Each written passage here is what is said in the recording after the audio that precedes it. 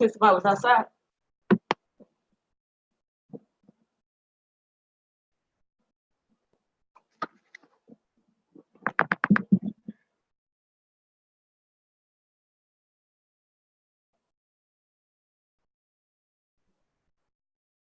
No? Okay. You gotta work it like that.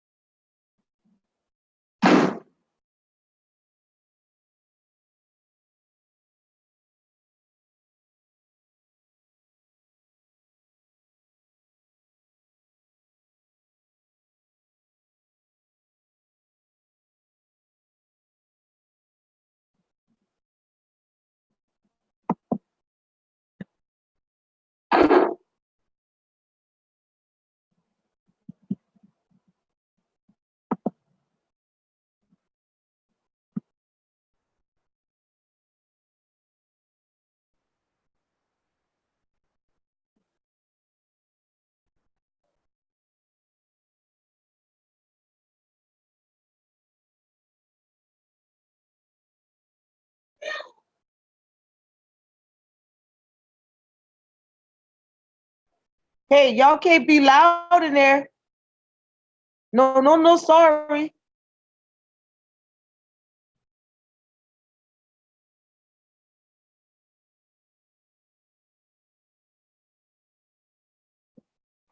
Come see if somebody's at the front door.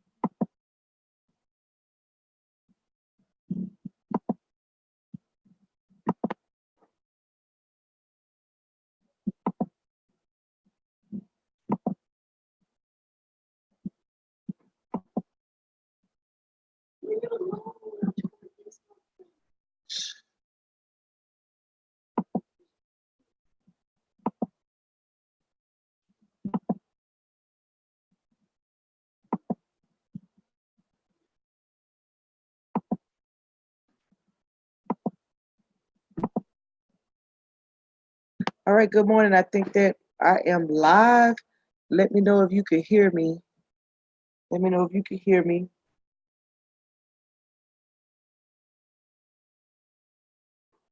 Let me know if you can hear me. Put a one in the chat. Okay. Hey, good morning, Vicky.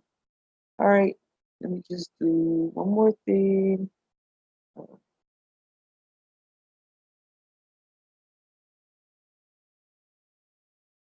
All right, good. So I'm glad. So you can hear me out on the YouTube. Let me make sure they can hear me out on Facebook. We'll be ready to rock and ready to roll. In about another 3 more minutes.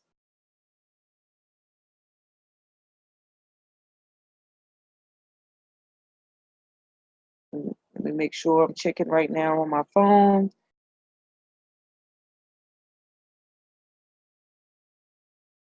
Sanaya.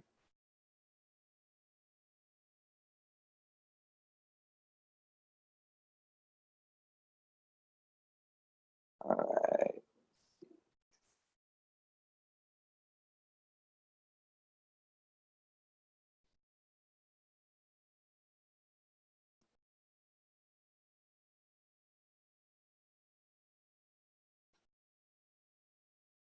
All right, so there's 2 possible ways you can watch. You can come in on the webinar, or you can come in on the YouTube link.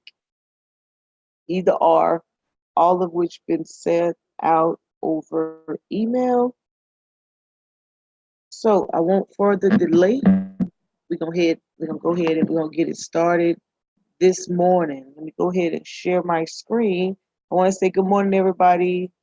This is Monica Lamb, and I am the State Department Treasurer.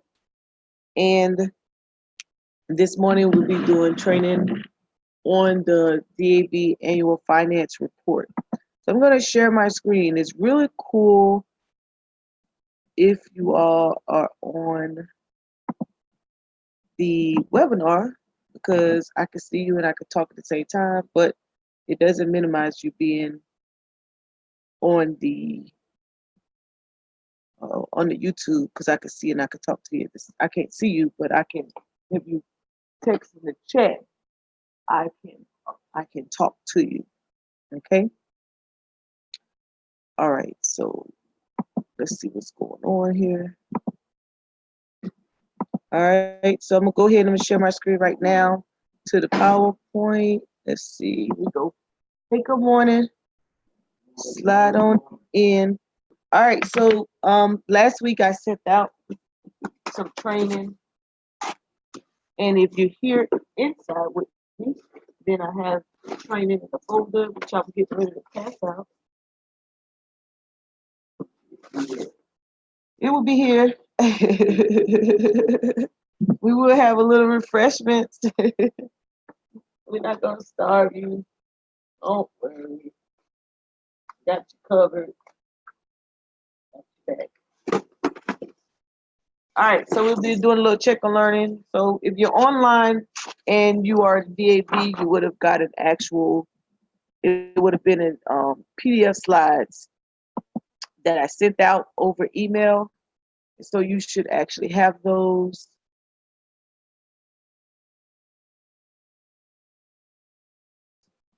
All right, let's see, I can duplicate this screen.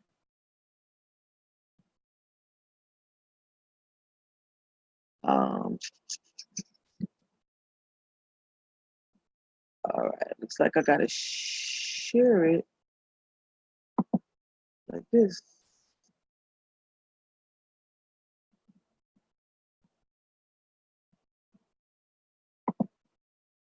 So that's cool. All right, normally I'm able to duplicate this. Let me see what it looks like. I hope you all can see the screen in this manner. I didn't realize it was gonna share like this, but it's cool. On YouTube, I think you guys are getting a split screen, and in-house on the projector we're getting a full screen. Come on up front. And I'm gonna go through the documents real quick on the screen. All right, let me handle this. All is well. All is well. So I'm gonna go through our little combat list real fast. Make sure you have the same thing that I have, and this information was also sent out over email. Yeah, I looked at it. Looked at it. Let me bring it. Email is good. A lot of fun. We had training. Remember, we had training 2 weeks ago too. Yeah. Right. Oh, responding back. I don't really know because I really either way it goes. If they, if they respond or they don't, the biggest question is if they're good. Some treasurers are not new, and so they understand what they need to do, and then some are. And the biggest question is if you don't understand what to do, then you should be on this webinar, right? All right, so I'm gonna go through the slides, make sure you got everything. First thing you have is the cover page. It should say DAV, Disabled American Veterans. It's our finance training. The next, you should have treasurers, duties and responsibilities.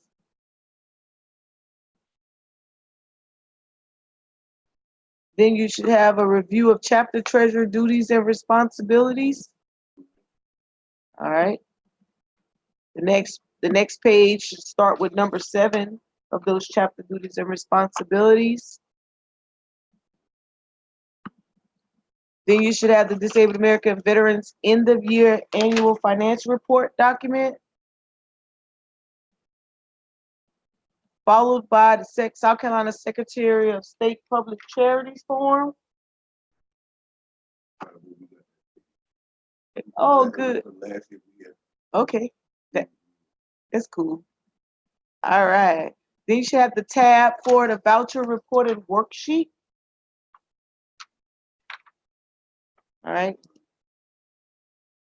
Following the document reported worksheet, you have an example of a voucher, which is where you annotate all your daily transactions or day-to-day transactions as a treasurer, income and expenses. That's right. All right. Then you have the income and expenses template tab. And then immediately follow, you should have that income voucher, a sample of what that should look like. Okay. Moving right along, we have the expense template.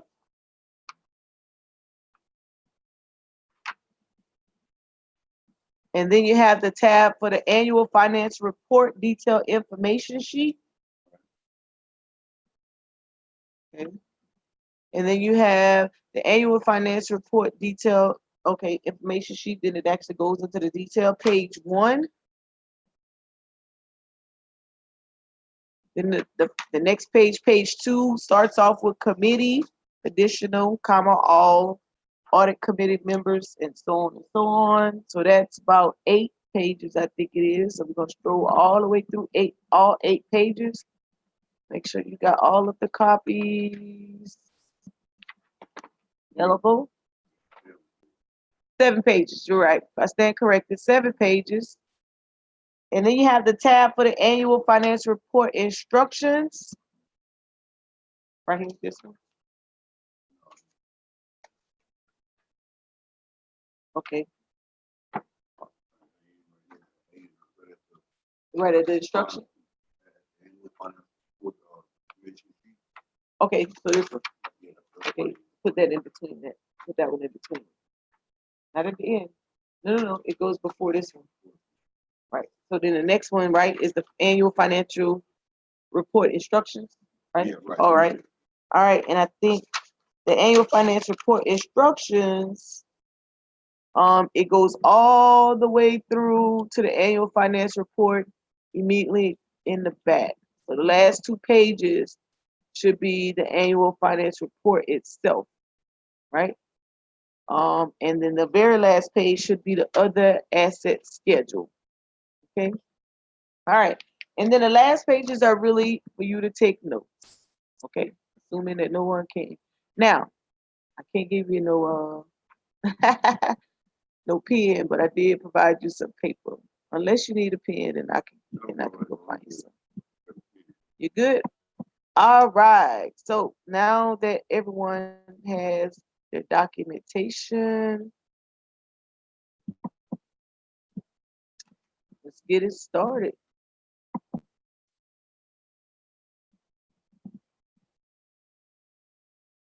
think that make sure I'm sharing the right deal here. That's okay. All right, I'm gonna stop sharing for a second and then I'm gonna reshare. Yeah, he's all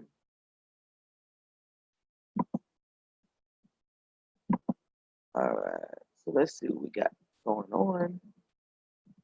Quick.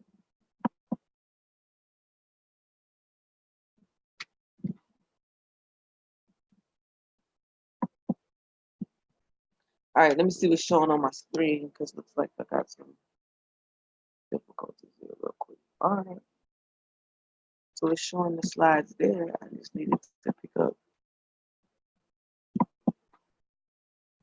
here.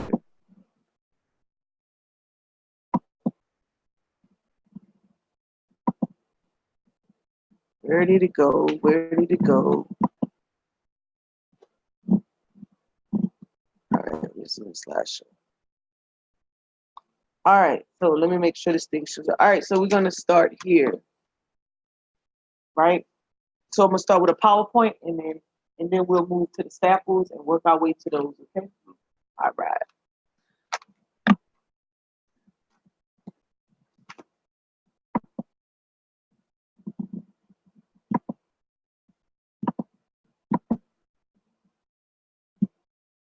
Make sure it's shown on this screen because for some reason.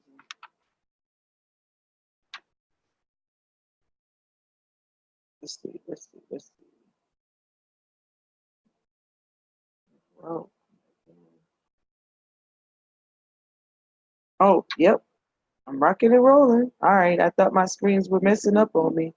Okay, here we go. So, again, good morning. My name is Monica Lamb, and I'm the department treasurer. Is somebody doing it? Okay. I am the department treasurer. If you need to reach me, my email is treasurer at davdeptsc.com. Or if you're having difficulties with that email, you can always contact me at tricityv@gmail.com. The phone number to call, 803-814-5490. Again, that's 803-814-5490. All right, and so this morning we're gonna discuss the annual finance report as shown by National. Oh, okay. All right. Oh, we got a shadow. All right. So the first thing we'll talk about is the submission requirements for the annual finance report. So for the department, the first what you need to know is that your annual finance report must get submitted to National's headquarters as a department. So I represent the department, so my annual finance report automatically will go to National regardless, right? Here's for the chapters. If you have $10,000 or more income, excluding per capita dues from national headquarters, then it's required that your annual finance report go both to National's headquarters and the department, right? So that is $10,000 of income minus the per capita, and the per capita is the funding you get from Nationals, right? And we're gonna a little questionnaire spreadsheet in here that's gonna have that information too. And you could just start when we get to it. I'm gonna go through those questions. Okay. All right. So we're just gonna follow this PowerPoint. It's probably about 8 to 10 slides, and then I'm gonna go through those questions so you'll have the same thing. Okay. Okay. All right. So this is for presentation purposes. Okay. If you have less than 10,000 in income, the required annual finance report only goes to the department. All right. Right. So that means if you have 10,000 minus the per capita, then it stays here. So you send your annual finance report to us. If you have more than more than 10,000 after you subtract that membership due money that comes in on your straight direct deposit, then you have to send your annual report to us and National. You got it. All right. A CPA review is required for departments and chapters if income exceeds 300,000, excluding per capita dues and other additional funding from the headquarters. Okay. Can I ask you a question? Yes, sir. You can ask me questions, speak loud so they can hear you on the live. Okay. If you have less than $10,000 after per capita dues, and the department of South Carolina gets your financial report, they will have to send that. So what does the Chapter Zoo, State Department do as far as keep it on file. people Right. national over the national check it? Yes. Wow. Well, they look at it to make sure that it's in a proper order. You'll see when we go through the forms, they want to make sure everything was submitted properly, and then they pull certain line items that they have to make sure that they pull in on their end to justify some of the amounts from donors that's given to them. Okay. All right, moving right along. Required forms. Be sure to use the annual finance report kit provided by Nationals headquarters. And I am actually going to go through that website to show you the where to find that annual finance report, right? That means if you have your carbon copy and you make an error on that carbon copy, then you're going to have to go to the website and pull the form and use that one and print it down. But you don't want to use something that was handed down to you in the previous year because it may not be the most revised form. Okay? And that's why you see those dates on the end, because those are the most revised forms by National. And it is PDF fillable online, right? And then you would just print 3 copies and make sure they're signed and send them to its respective locations. This is what the annual finance report looks like. Many of you probably already received the copies in the, oh, not the first, I'm sorry, this is the instructions of the annual finance report, right? And many of you probably already received those documents in the mail. This is the actual report. If you have not received the carbon copy because it may have gone to the previous treasurer, you don't have access, or they have not given it to you, or the previous adjutant or the commander, then again, I'm going to show you the website where you can find these forms online. Here is the service expense schedule that's attached to the carbon copy. All right, so the annual finance report supporting documentation. Attach supporting documentation to respective schedules, and we'll look at that in a minute. So what are the documents that you need to make sure you have? You make sure you have your receipts. You make sure acknowledgement letters are available. Expense reports and bank statements supporting those particular transactions. Then the service and charitable expense schedule for line 14. That's a supplemental document. That's one of the carbon copies that actually came in the mail. Okay. So what are some do's and don'ts? The audit committee must not include the commander, senior vice commander, treasurer, adjutant, or finance chairperson. Those are conflict of interest. I will say it again. The audit committee must not include the commander, the senior vice commander, the treasurer, the adjutant, or the finance chairperson. Okay? Make that clear. That is a conflict of interest. It should include those independent to the line officers, so to speak. Right? Ensure that the banks and authorized signatures are listed on the annual finance report. The bank, right? That means when you changed over office in either March or April, it was at least 3 or 4 of you who went to the bank on the signature card.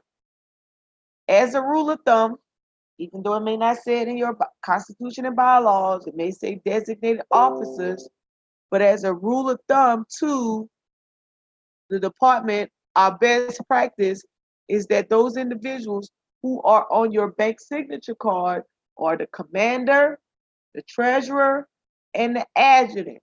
And then if there's a preferred fourth person, that would be the senior vice, unless your senior vice is unreliable and you have someone else and you can justify that may be dependable and reliable that you use other than your senior vice. However, we recommend and we highly encourage that individual is your senior vice.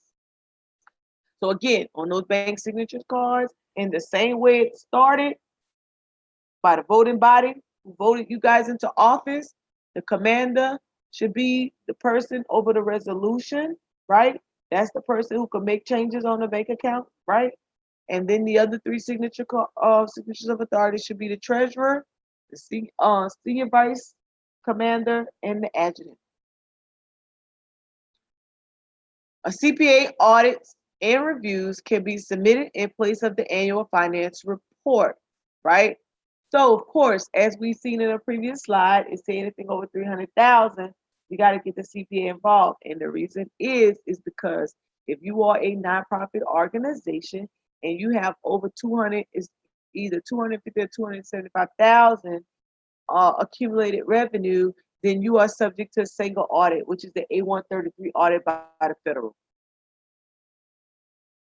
Don't use debit cards, don't buy gift cards. Okay, so previously we were given the option from nationals. If you're going to do a gift card, then we have a template. That template was sent out last year by Ms. Joyce Roberts, our senior vice commander, and it was required you to have 2 signatures when those cards are issued, right? So that means, and preferably that those signatures be the commander and the treasurer. Those individuals are responsible for ensuring that these cards were properly used. Okay. All right. Any questions? And so far, we're gonna go through the questions on the form, and I may answer it later. But let me see if there's any questions. Okay, gift cards. Okay. Gift cards are used to help vets who are in need. Say for instance, like the lights get ready to turn off or something like that. So any veteran that needs assistance, a veteran and their disabled American veteran and their family members that need assistance, that's what you can use those funds for, right? And so we don't disclose names in public, right? Confidential. And so yes, those funds could be used for that. All right. All right. So at this point, if there's no questions, I want to share the, okay, let me minimize this so I can get it as a letter.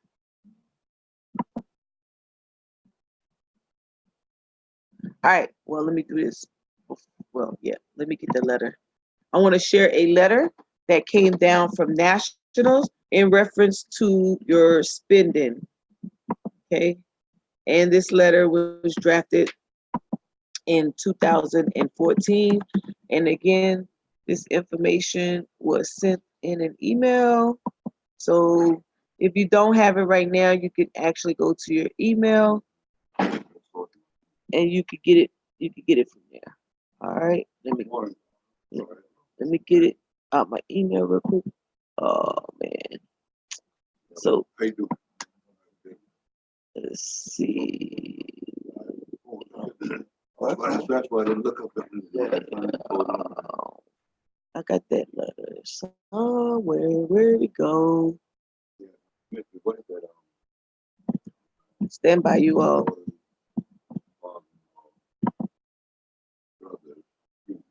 Let's see. Let's see.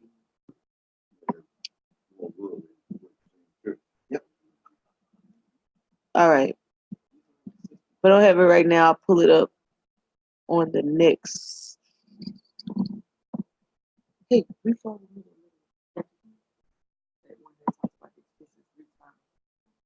Okay, so I'll pull it up on my next after this next question and answer. Let me go to, all right, let me share my screen one more time and we're gonna go through a different set of questions and answers. So where is it at?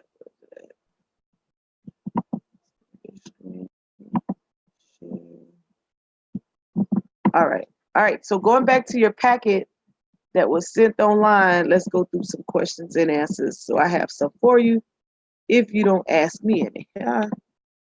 See how high speed that is? Always ready. All right, so here's some. Let me make sure it's showing on the YouTube. It looks like it's still showing the PowerPoint.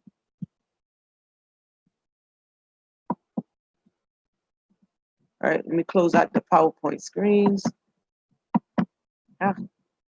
So let me just ask this question while I'm changing out the PowerPoints. You look like you received your carbon copy 3-page annual report, right?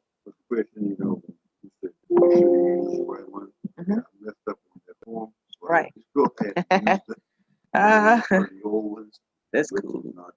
All right, no problem. Okay, let me make sure it was showing up on my screen real quick. Oh, all right. There we go. All right. So let me make sure this is showing up on my screen. Oh, all right. Sorry. I just got to make sure. All right. So here's some questions we're going to talk about. It's a review of the chapter treasurer's duties and responsibility. So I'll ask you, question one, how often do you balance your checkbook? Every month. All right, high five. That's a good answer. Some people balance by transaction. No answer is a wrong answer as long as you are reconciling your Every month, finances. all the checks that are right, Right. everything that I do within that month. Right. I have it written down and the computer. High five, you all over it then, right? You talking about right? Number two, do you need to start what do you need to start balancing your checkbook? Got it. All right. So here's some things you need to balance your checkbook. Your monthly bank statement, because you want to make sure whatever's your ending balance on your voucher list agrees with your monthly bank statement, right? Unless you get in the habit of writing checks and the checks don't clear on time. So it's kind of like it's an art to this thing, right? You know how long it takes checks to clear. So like if you're writing personal checks, you know how long it takes that to clear. If you're writing checks to department stores, you know sometimes. Oh, say so if you write a personal check, somebody they're cashing it immediately, right? It may clear within 48 hours. If you write a check to like department stores, or you have like we do it here at the department, we pay bills. That check may take 5 days, right? So if you want to stay within your monthly statement and you don't want to have checks outstanding and have to go through that whole reconciliation type deal, then you want to make sure you don't write nothing at least after last 5 days a month, and you should be straight, right? That's not Bible. Not sketched in stone. That's just an example of a high-speed preferred method that you can use. Then you want to make sure you got your checkbook, right? Make sure you have your vouchers approved and signed by the commander and the treasurer, right? Not just the treasurer, not the treasurer and the adjutant, the treasurer and the senior vice. Only person's signatures are on those vouchers is the commander and the treasurers. Okay. Make sure you have the deposit slips, invoices, and receipts. Okay. Now, preferably, we request that this be original. However, if you don't, you can always go online. If you bank online, deposit slips will be present there. You can print them off. Invoices and receipts. Maybe the person lives a ways from you, and so maybe they emailed them into you, or maybe they gave you the originals. You lost the originals, and then now there's a copy. Maybe it's a copy. The most important point is that the supporting documentation is legit, right? And it's not a discretion thing. Everyone knows what a receipt looks like. Right? And you should know what a deposit slip. So it's not rocket science. It's a matter of ensuring that either I have an original or I have a readable, legible copy of that particular document. You act like you're gonna ask me a question. Yeah, I have a question about voucher and your check. When you write a check, you got to do the voucher also. But really, both basically the same thing. Right. Showing that doing the same thing. Absolutely. So they could be. Right.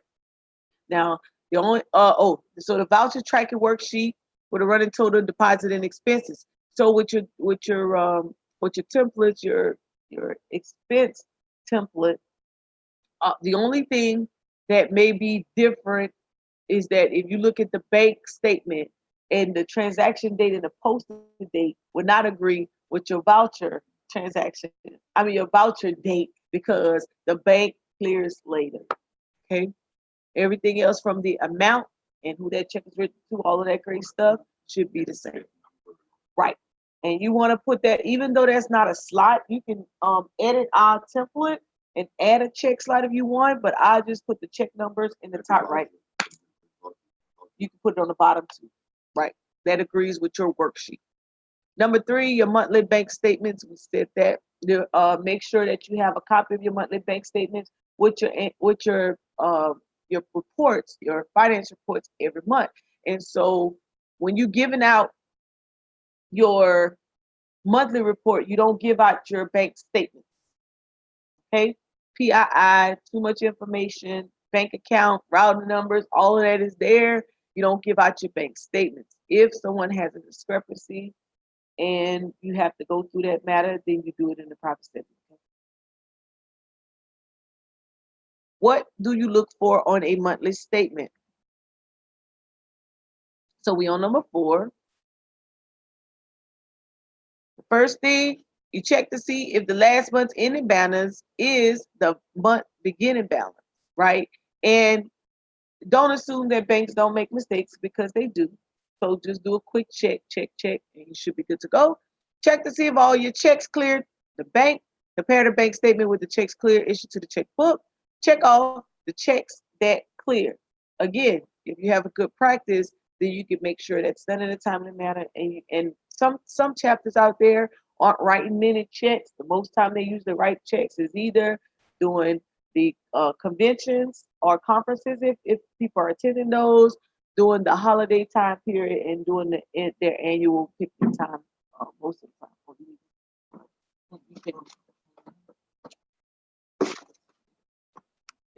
We on the second page. Second page. If you have an outstanding check, write them down and make sure they clear on the next bank statement. If they don't clear on the next bank statement, make sure that you follow up with that individual or that institution that they cash your check. Do a bank reconciliation statement to show outstanding checks. If you see that, you can see that on the back of your bank statements. You can use that as a reconciliation annotation area to document, or you can make sure you document it on your ledger. Record dividends as income and bank charges as expenses on your voucher tracking sheet. Now, these 2 items, of course, won't come into you. It would actually show up on your bank statements. So you just need to get you a income template and write dividends and print off that area of the bank. You can either print it from online by transaction, or you can just copy the bank statement and then put an asterisk or highlight that particular income that you're referring to on that voucher. And then with the expense, the same thing. You may see bank service charges. You may see adjustments. The adjustment could be for income coming in, or it could be somebody didn't have sufficient funds in their bank account, and so they took it from your account, and that could be there as well, right? All right. So that's what you use there. And after a while, you do this stuff without even going through some particular checklist or order. It just kind of comes natural, right? So off to number 5. Once you record all the deposits and disbursements on your voucher tracking worksheet, you are ready to prepare your finance report. So at this point, your spreadsheet, everything's been there. You've been tracking for 12 months. Now I already know some people may not be the treasurer who was there in the previous regime, right? And so your stuff is in order. You're ready to rock, ready to roll. But for those of you who are new, who are taking over, that means that at least 9 of your months have been documented by a different treasurer. So with that, what you would need to do prior to your audit committee coming in and check your documentation, you want to go back through those reports and make sure that the commander's signatures, the treasurer's signatures are there. Make sure it's properly annotated with the voucher numbers, that the check numbers agree that are on the vouchers. It makes it a little bit easier to audit and ensure the next one that you have your voided checks placed in an envelope or a list written out, and so that when they go through it, they don't have to be looking all over for this information. Everything is dressed right, dressed in degrees. Okay. And number 7, all checks must have 2 signatures, treasurer, commander, and officers on the bank account. Remember, our preferred and highly recommended most best practice is that on your bank signature card, it be the treasurer, the commander, the adjutant, and if you need a 4-person, a senior vice, or as someone said before, somebody who's reliable, independent, and that's been approved by the commander. The person as the resolution person, meaning that individual who is authorized to make changes on that bank account, should be the commander. If you have not looked or checked your resolution since you actually took office as your chapter treasurer, it's something you might want to explore and look at. And if you go to the bank and find out that it is not your current commander and it may be someone other than your current commander, then your commander needs to do a memorandum and make sure that that reflects the right authorized person. Okay? Always remember, if something is said and is repeated more than once, that means it must have happened. So we said it for a reason. Okay? Review the commander and treasurer's monthly finance review. Number one, the treasurer and commander sit down and review the bank statements and the voucher tracker. Now, don't go crazy if your commander is not sitting down with you and you went through the information on your own. Just make sure it's right dress, and when you share it with your commander that it agrees and they look at it, it's good to go. Okay, we know our commanders are busy. Number two, the totals on the voucher tracking worksheet must match an ending balance on the bank statement. Okay, we went through that before. You'll see a high-speed example in a minute. Point for the nation. Number three, the voucher tracking report has a beginning balance, last year's ending balance, and a running total of the income and expenses and ending balance, right? We'll talk about that a little bit more on the voucher tracking worksheet. Assign line numbers, that match the schedules for the annual finance report. When I show you the example of the actual voucher, I'll point out that column and we can discuss at that time. Number five, use a data reporting sheet to identify lines on your monthly finance report. This report will show deposit and expenses by month and an accumulated total. The accumulated total on this data reporting sheet will roll over every month on your financial report. And number six, the chapter finance report would differ because we have different income and expenses. So you may reach out to your buddy across the hall. Number five may reach out to number 20 and they may get advice. However, their line items are going to be different, right? And so you want to make sure you verify in the instructions that you're using the correct line items, or you can reach out to the department on a Tuesday or a Thursday, not in the middle of the night, or Saturday early mornings, because she won't be available, right? and then we can discuss this thing, okay? But I'm just playing. You might make the cutoff, but you may just not. Not part of my. Close your ears, Commander. Close your ears. It's all good. It's all good. Okay. We got to keep standard in this piece. Creating a culture of dress right, dress, and efficiency. You can't be efficient. Everybody's all over the place. Yay. All right. Listen, any questions at this time? But all right. So I'm not gonna. What I'm gonna do is you have. Oh yeah, I could do it. I'm good on time. All right.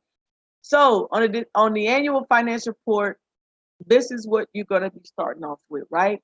You want to make sure that you understand that the fiscal year starts the July 1st of the previous year and ends the June 30th of the following year.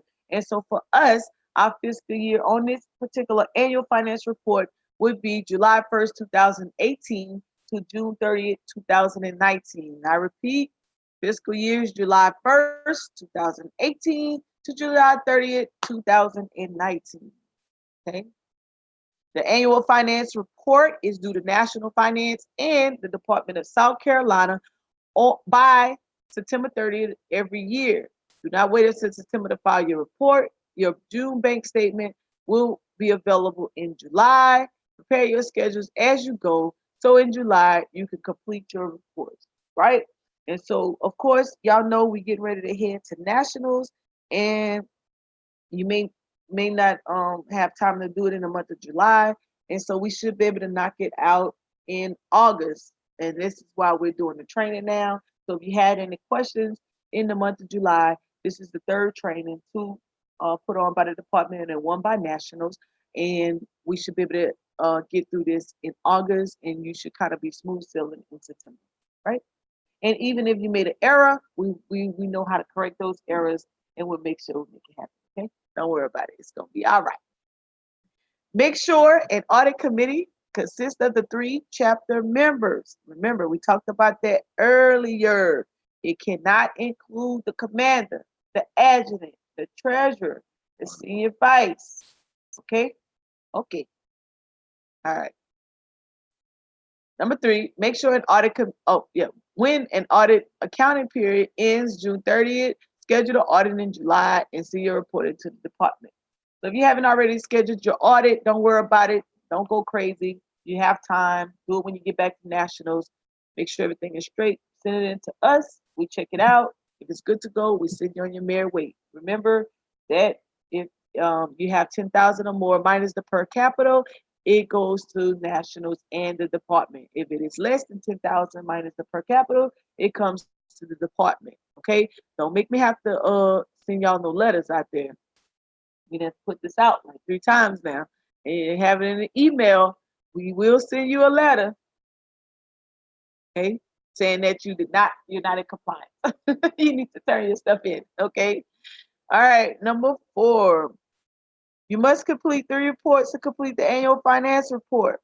First one, annual finance report reporting kit. That's what we've been talking about all along for the last 45 minutes, right? The 990 postcard that's filed with the IRS, okay? This deadline to file the report is November the 15th after close of the accounting period. Number 3 is the South Carolina Secretary of State Treasurers, which is found at sos.com.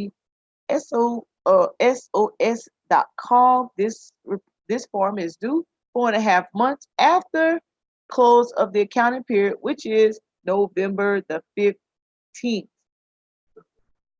Commander Lassiter, you know you should be in the building. I'm about to fuss. Get off that YouTube and come over to the department. All right. And I'm going to go to those websites. This is what the South Carolina Secretary of State Public Treasury document looks like.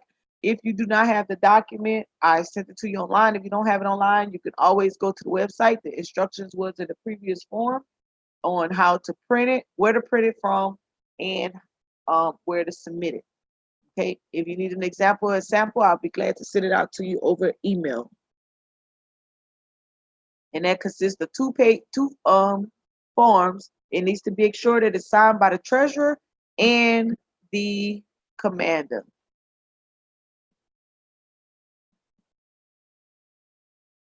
Then, yep, that's your information for it. All right. All right, so what we're going to do at this time, before we get into the voucher, because I'm actually going to pull it up online electronically, we are going to take a break, and we're right on time for a break. I'm smooth like that, 2 minutes early. And I'll check the YouTubes, and I'll check the chats to see if I have any questions from my peoples on the chat. And I'll stop sharing at this time. Let me check the chat. What's up? Let's see. I changed my hair. That's funny. She's one of the treasurers. That would be me. That would be me. All right. So we're gonna take a little minute break, you guys. Go ahead and get your, if you have your computers, you can get your form, and in the meantime, I will get my my other documents ready to go. Let's see, how early can we file the charitable form to the Secretary of State? The Secretary of State would have sent you an email and a letter, and that letter would have your public ID and your number on it. And so at that time, they will receive your reports. If you don't have that letter, maybe it went to someone else and you don't have it, you could call the Secretary of State, and you can email them charities at SESOS, and they will send you the actual document, the letter that you're looking for, and then you could go in and you can mail it out to them. And it is due in November. Let me go back to that slide. I think on the bottom of that, go back up. On right in your packet, right before the Secretary of State charitable document, it said that public charity form, it's due in November. It's due in November. So if you mailing it in, I'm sure they will accept it as is. But if you're trying to go online, you won't be able to do it because you that code changes a lot. So, but it's due in November. Okay. Or when if you may not have filed the charitable documentation at the same time that your chapter was reported. And so maybe your charitable form may not be due in November, maybe it may be due another time of the year, but you would have to individually contact the Secretary of State Treasurer's Department, and they will let you know when your report is due for you to mail it in. Okay? All right. So you can take a quick break, drink some water. Yeah. This form is done every year. Yes. If you do not do that form, trust me, they're gonna send you an Instagram. That's a $2,000 fine and penalty. Okay, This is the form that we send. Secretary of State. Right. You just send that form in the Secretary of State. All right. And so while you take a little minute break, Yeah. And, my other question is, I have to leave here by 1. Is that gonna work for you? oh, that's fine. We'll be done. Well,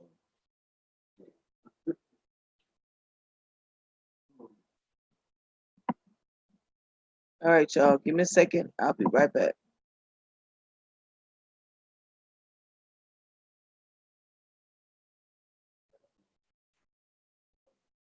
Hey, Commander Willard.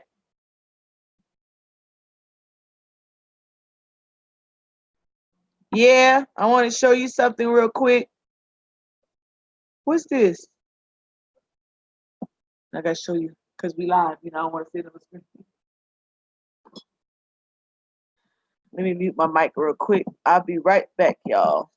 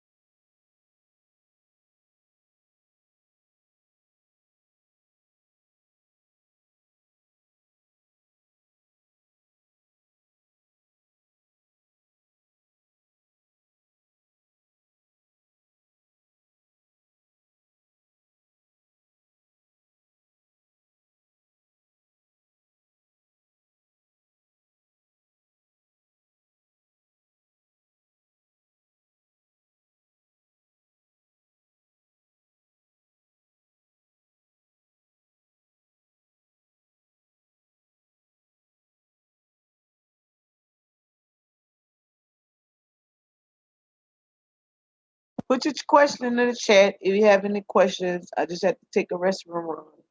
Take a little minute break. So bear with us. I think everybody probably maybe on a good track with the annual financial report, and that is always a good thing. that's good thing started early. Yep. Yeah. If you keep everything in line by month and you put your line items on, You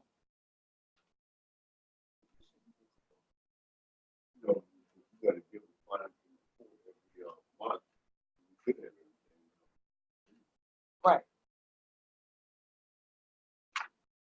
Right. Yeah. But sometimes the line items may trip you up.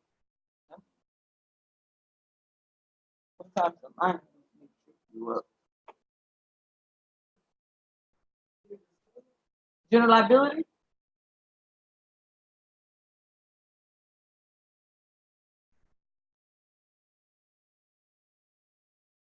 I was before we hold on. It's back on the mute.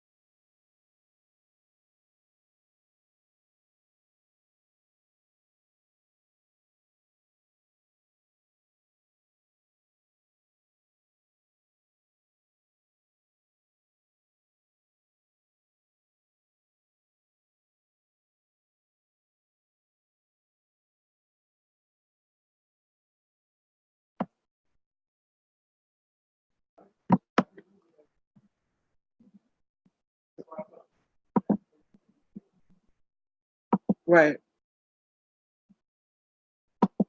All right. So all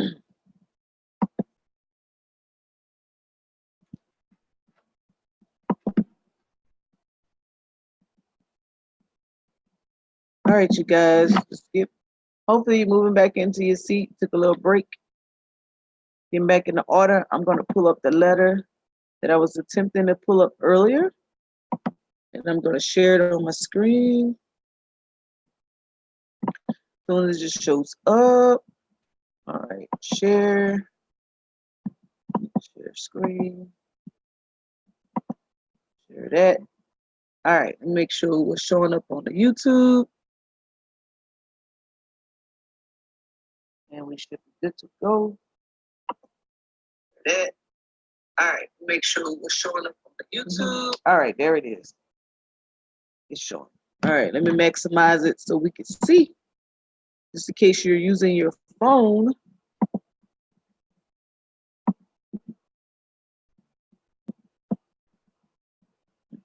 Stop that. I'm over here drawing stuff. I ain't trying to do that. Oh, that's not cool.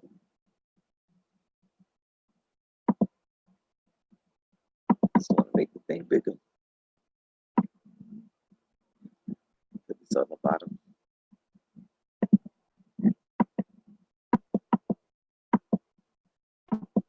Oh, too big. All right, here we go. All right, so I want to read this letter. Came straight down from Nationals. Okay. All right. And it was addressed to the department commanders and adjutants, and it was about accumulation of funds of the chapters. It says, as you know, Article 18 of the DAV National Bylaws and National Executive Committee Regulation 7 provide restrictions and limitations on the accumulation of funds by the DAV subordinate units. The restriction on the accumulation of funds by the DAV subordinate units currently provides that DAV subordinate units may not accumulate funds in excess of 3 times the expenses of their last accounting year, and further, that any excess accumulated funds must be spent for service purposes within a reasonable time. Again, I'll repeat that last statement. It says the restriction of the accumulation of funds by the DAV subordinate units currently provides that the DAV subordinate units may not accumulate funds in excess of 3 times the expenses of their last accounting year, and further, that any excess accumulated funds must be spent for service purposes within a reasonable time. To ensure there is a uniform compliance within the excess accumulated funds provisions, it is requested that the department closely review and monitor future financial reports for all chapters within your department. If you find that a chapter has excess accumulated funds, you should request a written spend down plan be sent to the department for consideration. This plan should set out a program for service to disabled veterans and their families, which will bring the chapter into compliance with the Article 18 over the next 5 years. The plan should be should also specify the service programs to be funded, whether a chapter, department, or national level, and the specific time to be expended for each such service program. Be sure to provide national headquarters with a copy of the department correspondence requesting the written spend down plan from the chapter. Once the department receives an acceptable spend down plan for a chapter, a copy of the said plan and department approval letter should be provided to national headquarters as well. It is important to note this standard is solely a creature of the DAV. Both the IRS and the Better Business Bureau Giving Alliance have equal or greater or even greater yardsticks. All right. So again, you must spend, go up a little bit. You must spend at least in excess of 3 times the expenses of your last accounting year. So what you do is you pull out your last annual finance report. You look at how much was spent, and 3 times you can't have in the bank 3 times that amount. You have to spend it down in excess of 3. You gotta spend it down. Okay. We got some high-speed chapters out there who are doing some great fundraisers and doing some great things. We just got to make sure you're spending it. If you have not, when I see those reports, I will send you a letter back and requesting that you do a service plan. Okay? And that letter also has to be submitted to national. So we don't want to get into that. Okay? All right. Go ahead. No. Go ahead. I'm about to go to a website. Go ahead.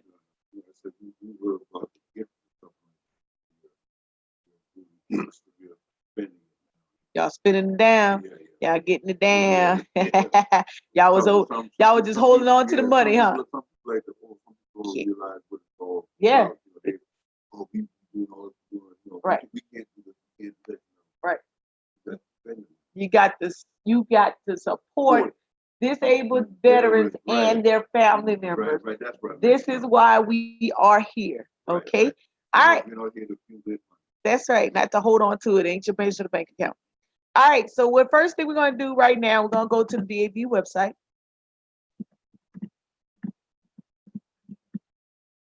Okay. On this DAV website, when it shows up, you want to make sure you have your member number available. This is for those of you who have an error on your carbon copy and you need to get the electronic copy to transfer your data so that you can send in a clean form. Then you want to go to membership, and then you want to go to members only.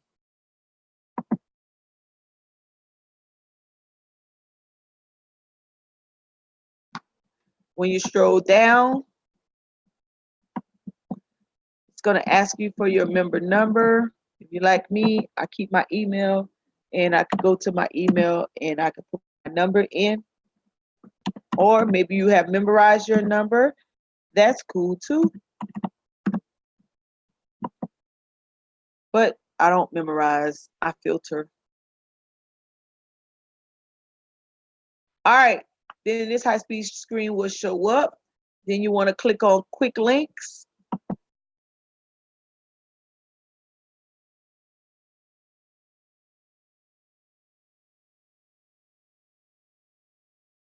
Once you click on quick links, if you scroll down, right, you should see elected officers resources. And those instructions are in your folder. Scroll down right here, and you should see annual finance report. Bam.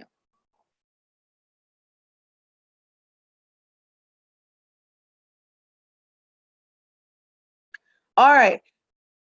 These are the instructions. What I sent you over email is probably last year's. And so make sure that you get your instructions from online, right? What I sent you was a sample. You stroll down into this instruction package. What I like about it, it goes line for line on the annual finance report. So when you're completing your annual finance report, you wanna understand what each of these line items mean. What do we mean? These line items is what we referencing as a schedule, okay? And then they will let you know which one of these have to go up with your actual packet, okay? Which of the schedules you have to submit, okay? Keep going down, right?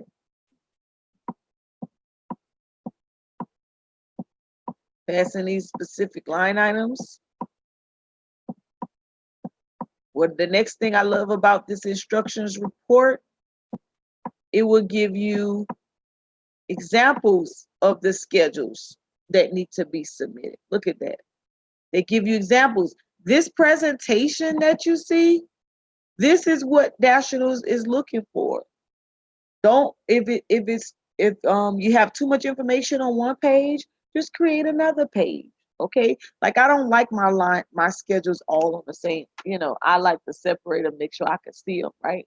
Line them up behind each other, and I don't like it to flow over to the next page. I would just move it down and make sure that the title of the schedule is there. You can do it whatever you like, but these are examples on what your schedule should look like. So if you have donations, right? You have the subtotal, accumulated total of the donations, and then underneath it, then you would itemize what those donations are. If you have fundraisers, you have the accumulated total of the fundraisers, then you will itemize the type of fundraiser and break them down. And then you have membership dues, refunds, and then resale items, right? That's the presentation. That's what it looks like, and so on and so on. Okay. Strolling right down, you can go back and look at those schedules at your leisure. Okay. This schedule here, let me go back up. Number 14 right here. So you would have it in a written form there, and you also have that line 14 schedule as a carbon copy that came in the mail. Okay.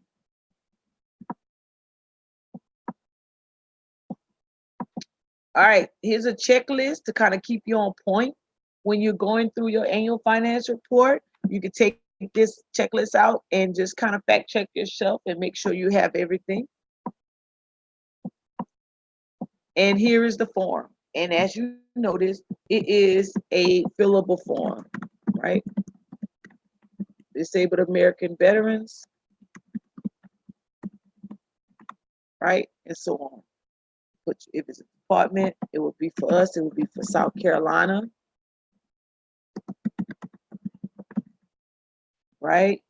Location, I will put Columbia, state, South Carolina. And the year, remember, we're doing July 1st, 2018 to July 30th, 2019. Okay. Beginning balance, you would get that off of the your beginning balance should equal your ending balance of June 30th, 2018. That should be your beginning balance. So those two bank statements, when you give it to your audit committee, make sure you have that last bank statement in there, and the first one, July 1st. Or you could just use July 1st because it's going to have the beginning balance on there, and make sure you have July 30th, 2019 bank statement in there for the audit committee, okay? So these per capita, if you don't really understand what that is, if you look on your bank statement, sometimes you've received deposits from nationals, or it would say like B/C external deposit, right? That's usually kind of what that is. And all of the other line items, if you've done your schedule, you're able to transfer that information on your annual finance report. All right, let me stop right here. The check is number 23 and 24, checking accounts and saving account. This is your end of year balances that come from your June 30th a bank statement. Remember, I said attach the bank statements, right? So they can fact check your numbers. Make sure you didn't do a little 5-finger discount, switch numbers around, those type of things, right? And those numbers should agree. If you have CDs, make sure you attach a copy of the CDs bank statement. And if you have a money market investment, make sure you have that as well. And liquid asset, total liquid assets, what's the total at the end? That's your end balance, and they should equal. Make sure the name of the bank is on there. And here we go again. Signatures authority for the bank. Who your signatures authorities. Yeah, to sign on the bank account. Right? That's those, their names go here. And then your audit committee, again, National reminds you, must not include the commander, the vice president, the treasurer, the adjutant, or a finance chair. Okay? Make sure they sign their names here. They put their membership numbers. It can be typed in on the form, and then they have to sign it. Make the treasurer signs, and you guys date the form. And then that's the line scheduled the 14th again. Okay. All right. So that's nationals. Okay. Website. IRS.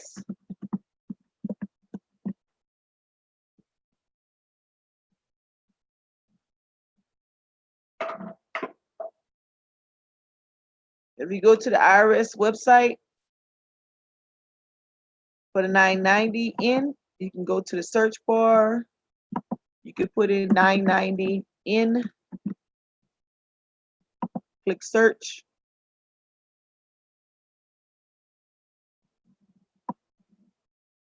Scroll down, here it is right here, 990 in. Click on it. Scroll down.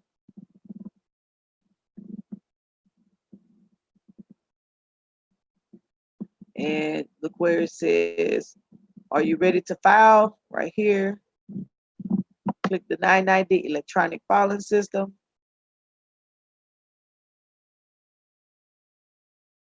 All right, so if someone else filed your 990 last year and you looking to file it and you can't find them, they don't know what they did with the information, you could just go ahead and create another account. Just make sure you got the EIN number, and you should see your agency pops up on there, right? That's the IRS.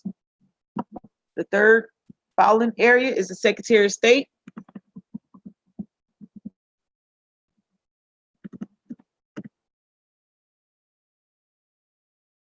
It's scsos.com, comes up like this, right?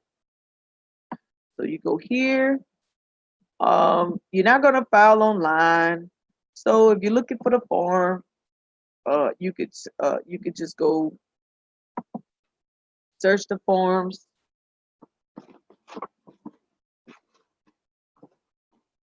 Here. I'm gonna stroll down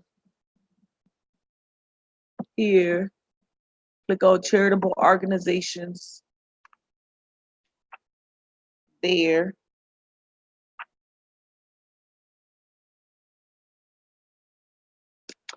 And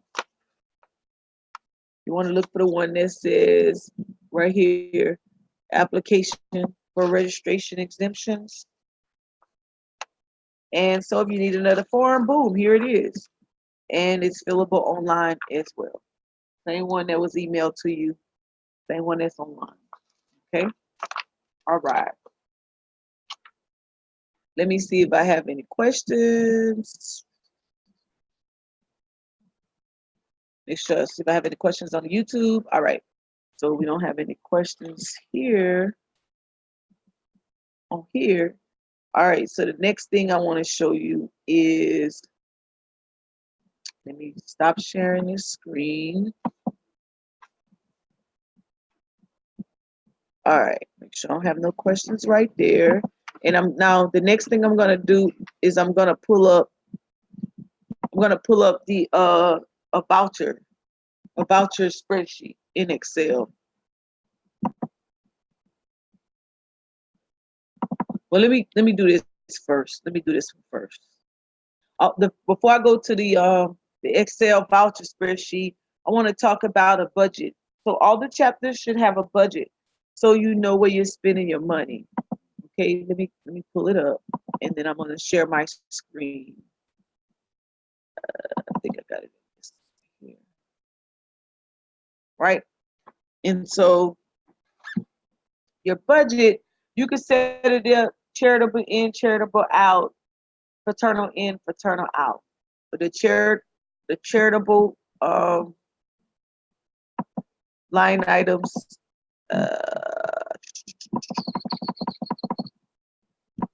All right, stand by, you guys.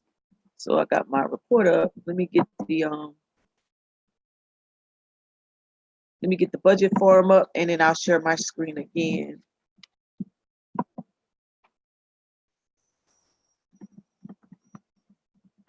So you got any questions so far? You rocking and rolling? You on point? You on point for the nation? That's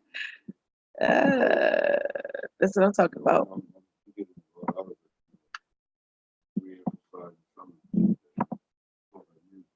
Right. That's cool. That's what matters. And a lot of times, you may only hear this portion once a year. And so it's important, that you kind of just refresh, so that one day you can step up and be the department treasurer. I tried to get you. He like, nope. You keep your job, Mo. Keep your day job. Keep your day job. All right. All right, let me share my screen once more. All right, you guys good out there in the Zoom world? All right. I'm gonna zoom back up, share my screen once more, so you guys can follow right along. All right, so what I have on my screen right now, let me make sure it's showing up on my YouTube. Guys, all right, so what you see right now on my screen, it is an example of a budget, right? Specifically DAV style, okay? So if you don't have one, you can start here and you can get one, okay? Now, how do you do that? We just started the fiscal year July 1st, 2019. And so you can backtrack with your chapter and you can come up with one, right? And you can set it up this way, and this will help you out, right? You got your charitable end, which is the charitable end is national fundraisers. Usually that's the funding that comes back, your monthly dues.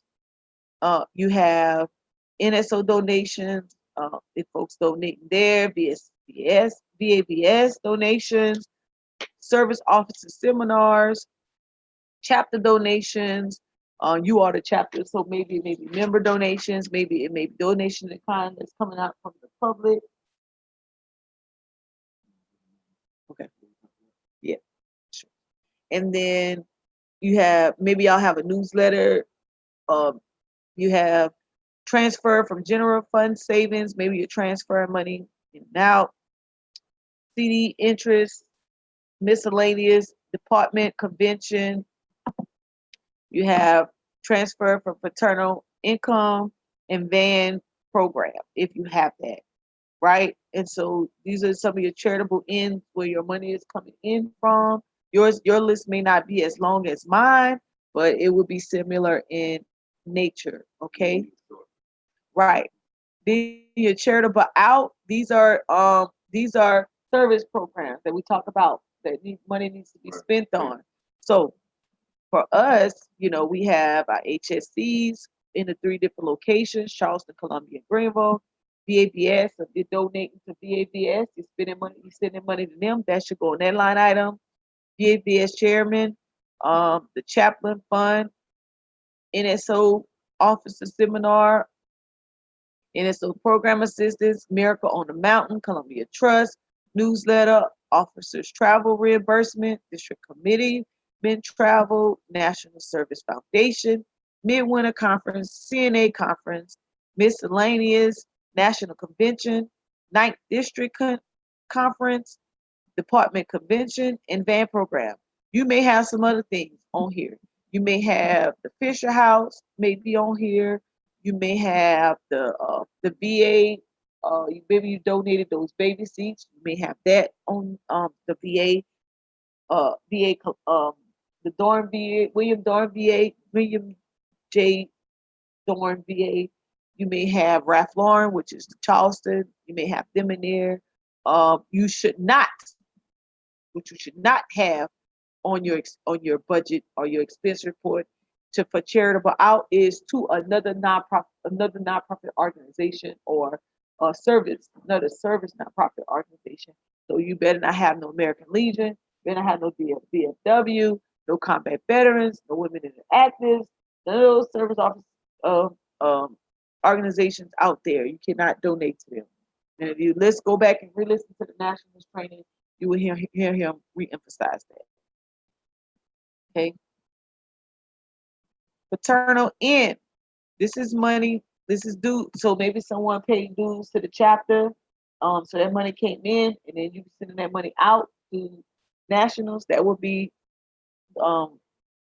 paternal in, right? And this is usually what takes care of the particular chapter, right? So for us, if we would take care of the department, maybe you're paying rent, maybe you're renting out a facility, you're paying rent. That's for us, it would be people who are renting the building. That money would come to us. If somebody's renting your building, that money would go to you. Or if paternal out, but the paternal in would be if somebody paying rent to you. So like we have the different chapters that rent this building, they pay rent, so that comes in. I put it on that line item, right? If we was renting a facility, then I would put it on that line item. So what schedule would that go under? What line item? Schedule. Yeah, it's line schedule. So let's go to it. Show you where to find this information. Go to your annual finance report in the back on the instructions.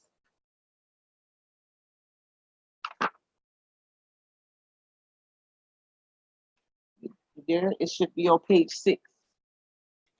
In it, following the instructions.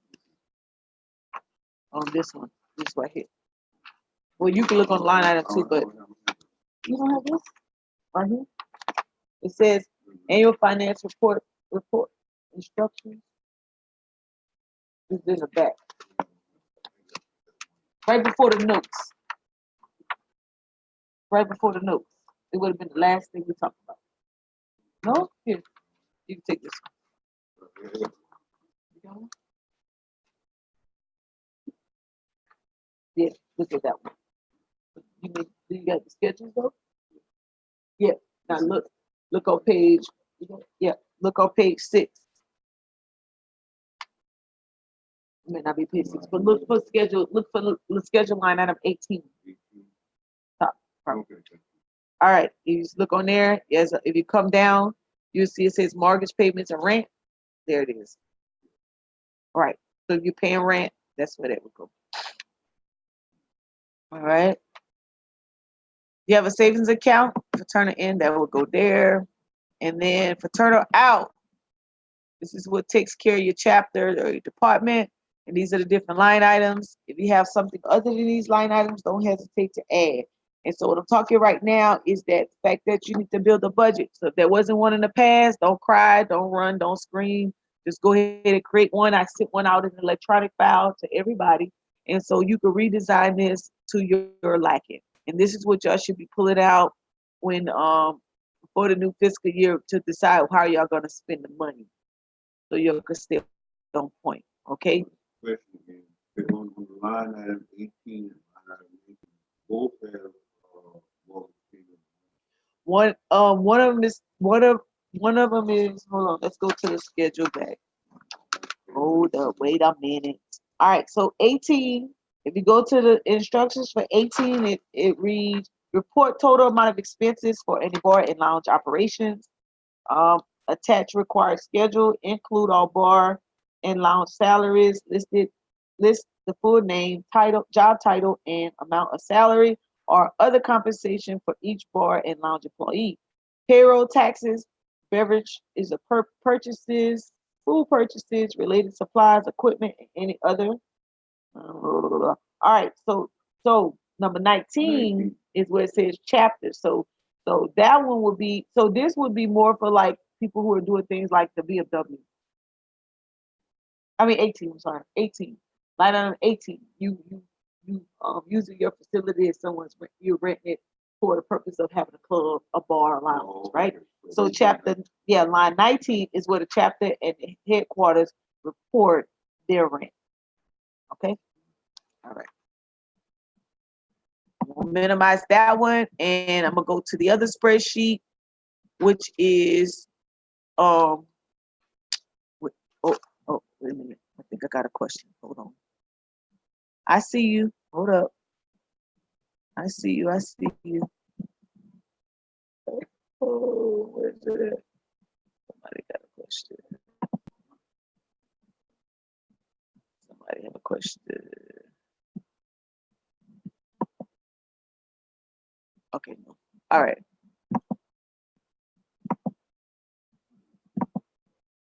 Let's see. All right. So this is the schedule, the Excel schedule that that I sent. Vicky, if you want to turn your camera off, you can just hit the camera button. I'm sorry. Hi. Yeah, you should see where it has a looks like a little camera. If you click it, it will turn it off if you want to. All right. All right, so this is the voucher. This is the Excel voucher listed, right? This is where in the Excel spreadsheet, you got a sample and it's probably blank. And this is where you will list all of your transactions, right? And so as you get your voucher, and you complete them to from the dates, the amounts, whether it's a deposit or expense, you will put it here. All right, so let me do a little, try to do something quick. Maximize this. All right, so you're filling out this form. You put the date. Now, if you're using your vouchers to do it, then of course you use your dated vouchers. The voucher number, this is just in sequential order.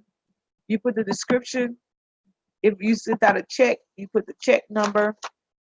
If it's something that came into you, it's a deposit, then you put the deposit amount. If it's an expense, you put the expense amount. Right now, this was I was talking about earlier. Your schedules, this is the line column that they were talking about.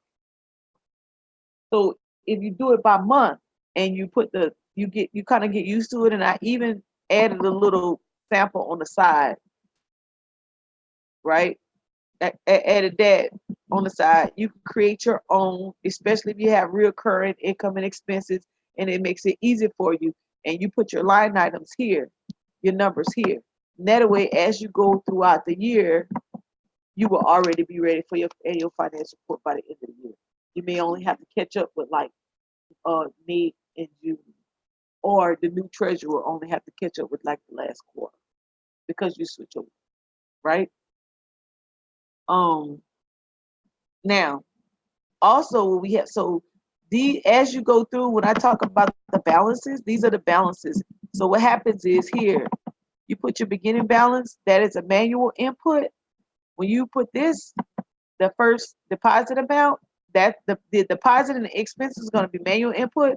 But this formula here is basically this beginning balance plus the deposit minus the expense to give you that. And if you're real high speed, you can take that cursor and put it right there on the corner of that box, and you can just slide it all the way down, and see how it did calculations? It'll do it there. So the only thing you have to worry about doing, don't mess up your formula, is manually putting in your deposit amount, your expense amounts, and it's already gonna have that number. The only thing you have to do is take that number and match it with your bank statement, right? And you should be good to go. Now, here's where it gets kind of jazzed up. on the data input sheet, we created this for you to kind of make it easy for you to do your monthly statements, right? Right here. I'm gonna take out these amounts. Let me delete this. This is all manually, but it's automatically gonna create the finance statement. Now, I just deleted those, and so my finance statement will be blank. Hold on. I didn't do the whole all the way across.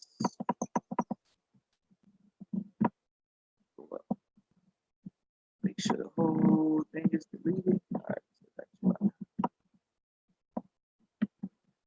and you're gonna see that the finance statement that I have is blank, right? I only have is the beginning balance.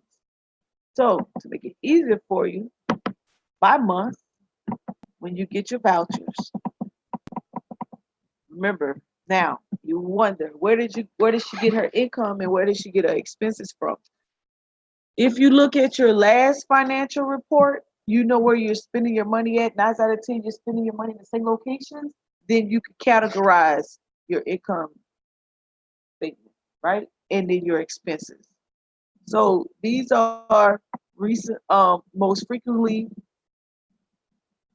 accounts that we normally spend out of. And then, we get money from, and then at the bottom is where we spend out of. Now, remember I said earlier, everybody's finance report will look different. So 44 will look different from chapter 4. Chapter 4 will look different from 13.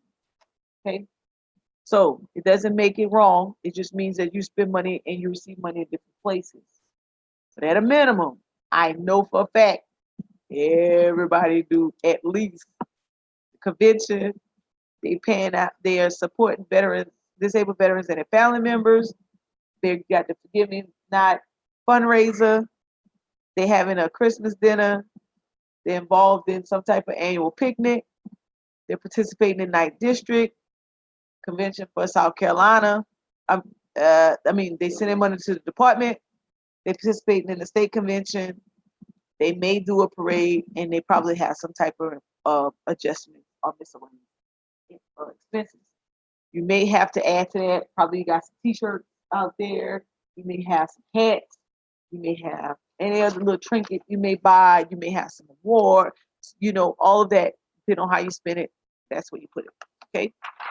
Now, show you how it works.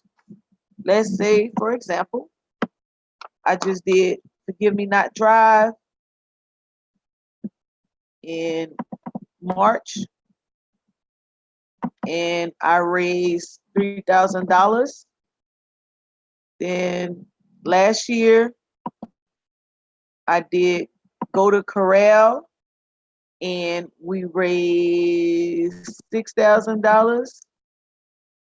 And then I did another fundraiser, let's say January, because we're going to 9th NEC, and we wanted to have some cool shirts, and the chapters bought some shirts. They bought shirts from us. We made a couple of dollars from it. Let's say we made $350 on selling the pop chapter shirts, right? In January, let's say in September last year, we had our district picnic, and I got a refund back of $50. And on my bank statement, dividends per quarter, I got okay, $1 per quarter. I know, right? So all the way across per quarter usually come out. And let's say adjustments, you didn't have any, but let's say you went to the bank and you was depositing money for your Golden Corral in November, and you thought you had 6,000. You thought you had 6,000. You counted, the bank counted, and you miscounted. Bank went back, finished up their totals for the day, and you really had $6,010, right? So they added $10 to your account and reference the date of deposit.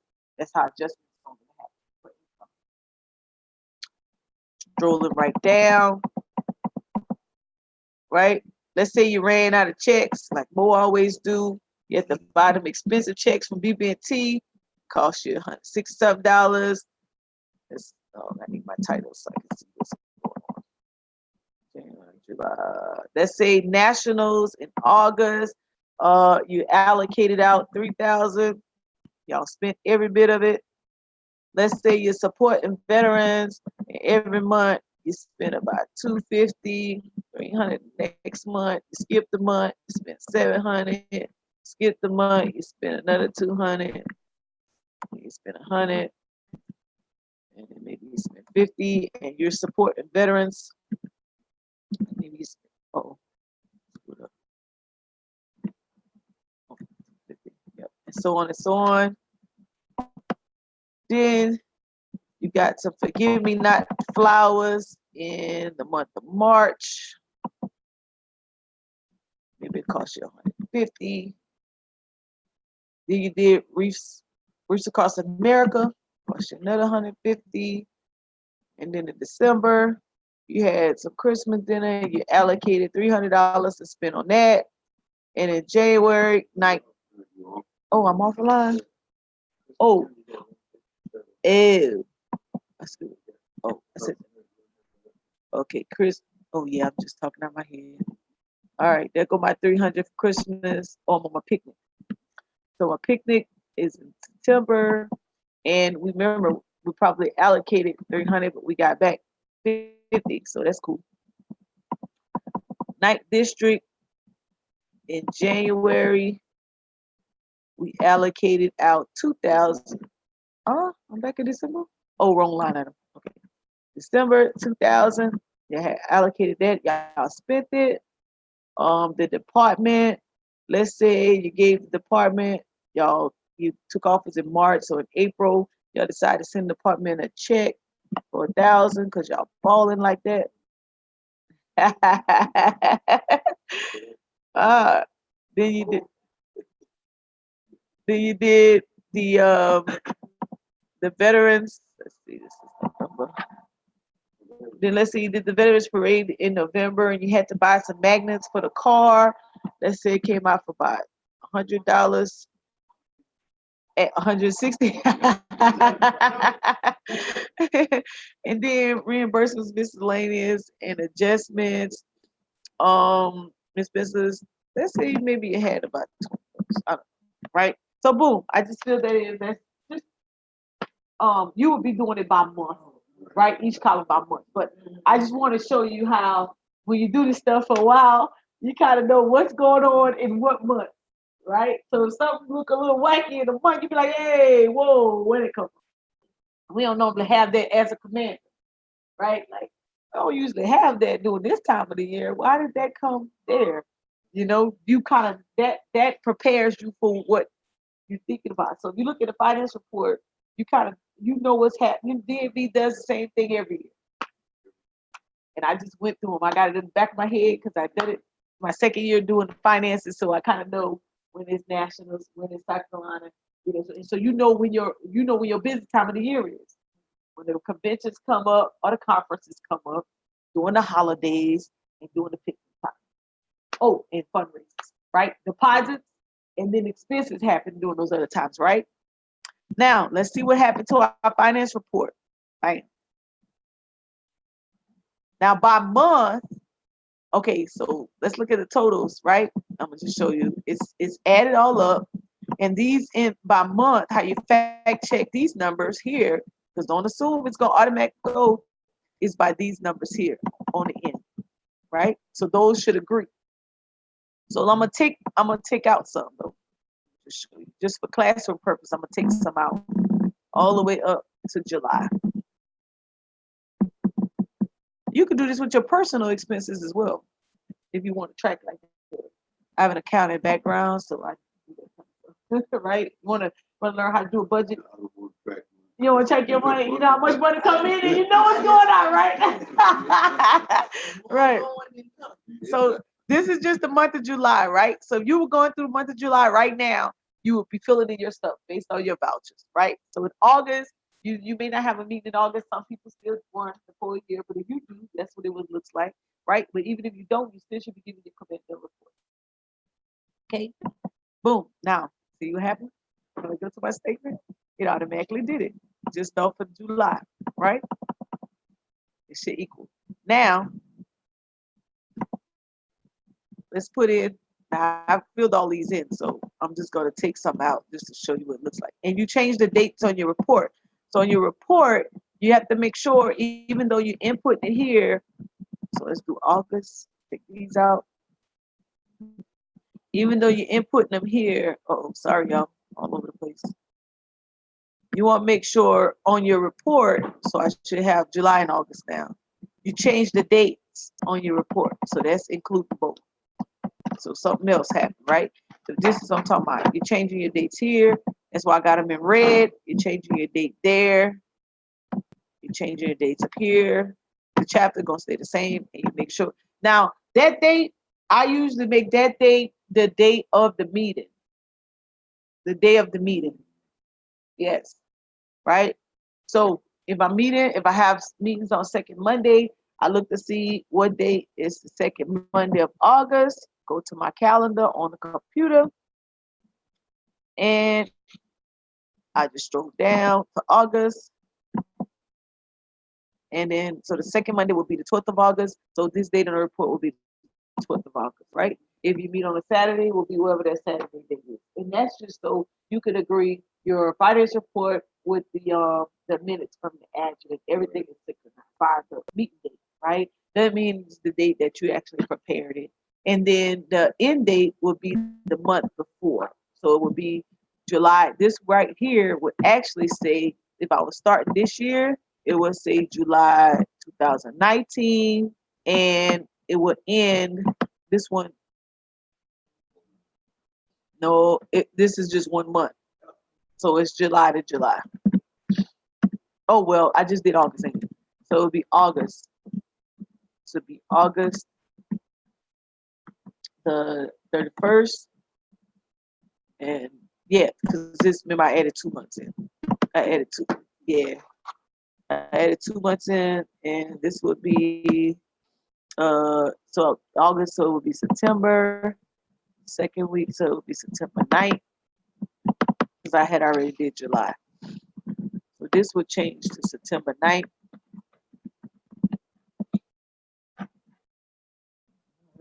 Right? And then you stroll down to the bottom. That's why I put it in red for you. So you can see what you need to change. This would change. You just double click in the block. This would change to August, right? Because this as of August 31st. This same thing, August 31st.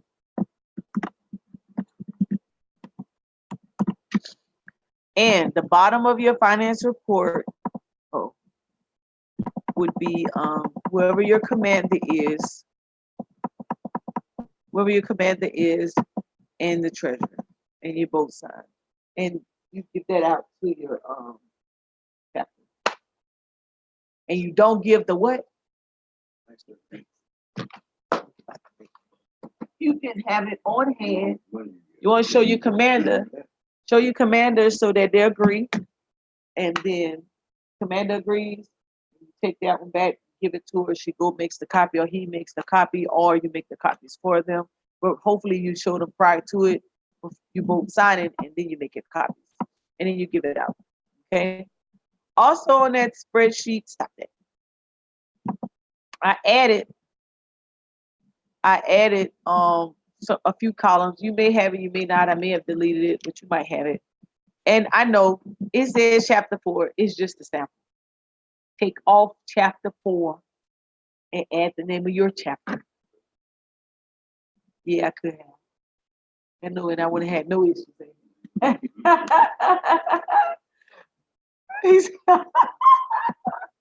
Commander said, I'm good with everybody. Right? And this is just extra for me to track throughout the year. So if the commander calls and they say, who all I'm getting ready to support a veteran and a family member, I want to make sure I have not supported this person. This name sounds familiar. I'll make sure we're not giving this person again in this particular time period. You can just pull up this instead of going back through all your vouchers. You can just pull up this and find the name. Okay. and you can let them know, or you can screenshot it like I do, take a picture. And then you want to know if you gave any money to DAVA. I keep track of it as well. You'll have to go look for it. You say, you know what? Can we just give y'all a check? And they say, no, we didn't get one. Go to your schedule. Ooh, check this check number. Let me make sure it's cleared. Yep, we gave y'all a check. And then charitable services, same thing. If we paying out any BABS or anything like that. Because remember, as I said before, you may be taking over for someone else. If that is the case, you're not gonna remember what happened July 1st through February 2019. So if they have done this, they would have made it easier for you. And then you could just go back and fact check them. And then that's that. And then also want to keep up with nationals or who went to the state convention, so you can know who you have to reimburse or who you actually reimburse. So if they say, I didn't get my check, you can go back to your list, but this is the check I gave you, this is the check number, this is the amount that actually cleared the bank. Or if they lost their check, you know what check to void and what to go back, how to find it quickly. Nationals, and I think it's supposed to be 3 things on here. Oh, I shortchanged y'all. Oh, there you go, at the top. Here we go. Nationals, and I have 9th NEC on here, and I also have the state. And all those goes on the same schedule, and you keep track. You don't have to. This is not. This is you only have to do it for the schedule for the federal finance report. But if you have a lot, like the department has a lot of transactions, and if I get asked a question, my favorite answer is I don't know. I have to go check.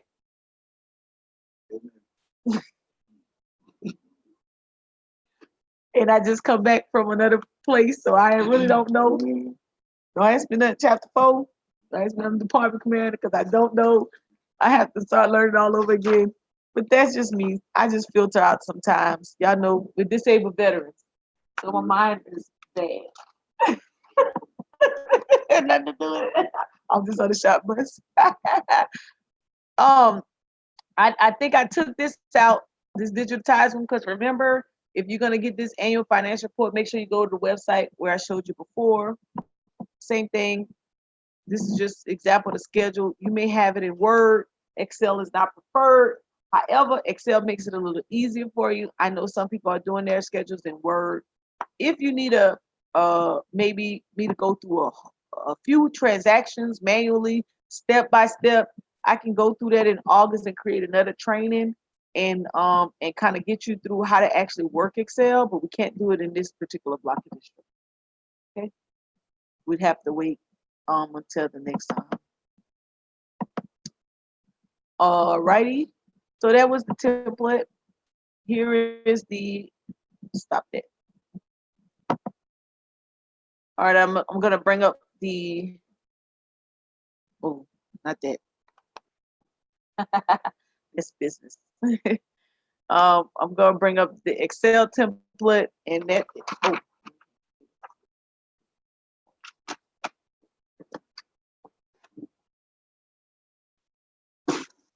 You have an example in your packet, and it was also sent out an email by 3, 4, 5, 6 times.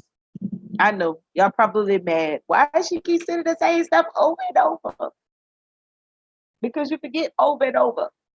And I don't want you to tell on me and say I didn't tell you anything. So everybody got it. Commanders, adjutants, treasurers, everybody. Line dotted. And it's live, right? So here's what the voucher kind of looks like.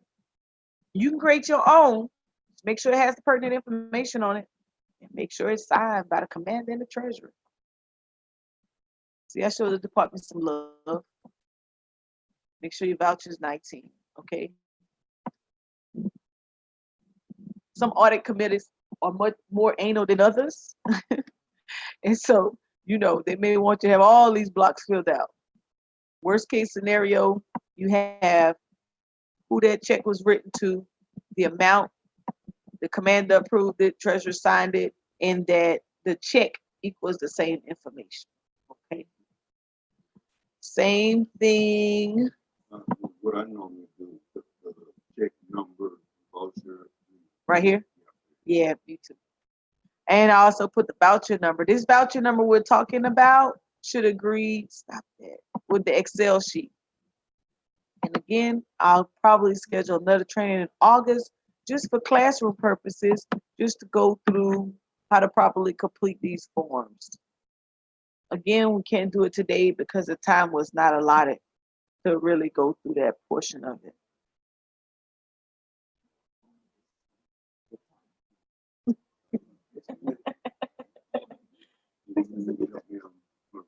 Yeah, yeah. I'm gonna look at it in a few minutes.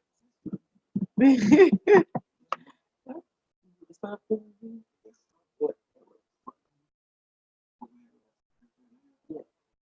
Everybody go with turkey here? So DLT? No, hey, You want to get individual sometimes? that's the first one. Only school stuff. We get individual sometimes? Yeah. I'm gonna reimburse. Like you need the money? No, but the department is gonna pay. I'm gonna reimburse. And then you'll do individual pictures or no? Or you just give them a class? Okay, right, the class. You gotta roll with us today. What you say? Hey, you, BM.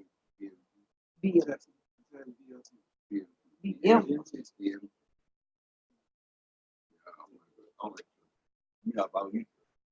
I use whatever one you need. Okay. All right. That's one. Yeah. You'll give them something? Okay, yeah, you tell them what you want. Here, you wanna take one of these sheets? Yeah, put it back. All right. So income, I appreciate you, Commander. You're so awesome. Y'all know I need assistance. Maybe y'all can write a letter to the VA telling me I need a caretaker. Because I need help. Or in attendance or something. All right, so the income template is the same thing. Go ahead.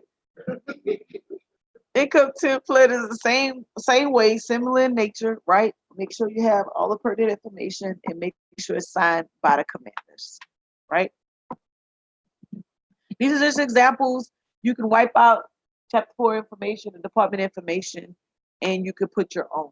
This is just an example. Okay, it's blank. It's not giving out any department information or any chapter. All the forms were blank when I sent them out. The only thing you may have seen was a name, okay? All right, so let's see. I have gone through, let me stop sharing. Okay, let me see if I have a question. If we have one account, we need to track money coming in by charitable and also fraternal. Yes, and so you would be remember your money. Let me pull that back up as I answer that question. Let me pull that back up real quick.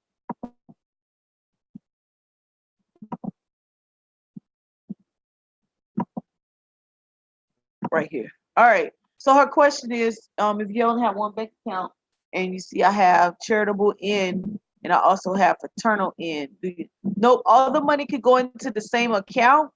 All the money could go into the same account. You just need to make sure when you're doing your budget, you know what these are. So what you can do is you can add a line. Let me go here to your transactions right here. I have to do that. You can add a line right here. So where I got the line item, you can also do an insert, click on the F, do an insert, right? And you can put account number. And that's from the budget, right? So from the per capita, the income coming in, if I went back to the budget, this national fundraisers is usually the dues. So if the money came in, direct deposit to your bank, right? That's 101. If the money came in from a member, right? Let's say some people they put people into the chapters, and the person gives them the $40 in cash or $100 in cash or 170, whatever it is. That's 300. So you got to remember where the money coming from, right? And so depending on who gave you the money, so the per capita that came in direct deposit from nationals, boom, that's my 101, right?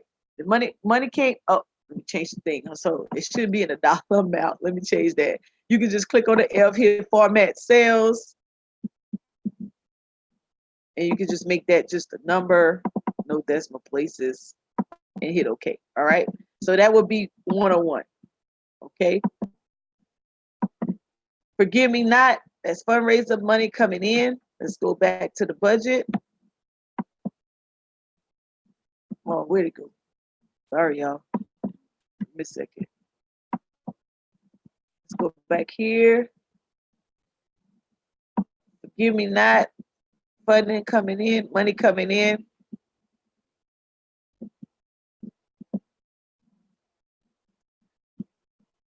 That would go miscellaneous, or you may just put forgive me not up here, right?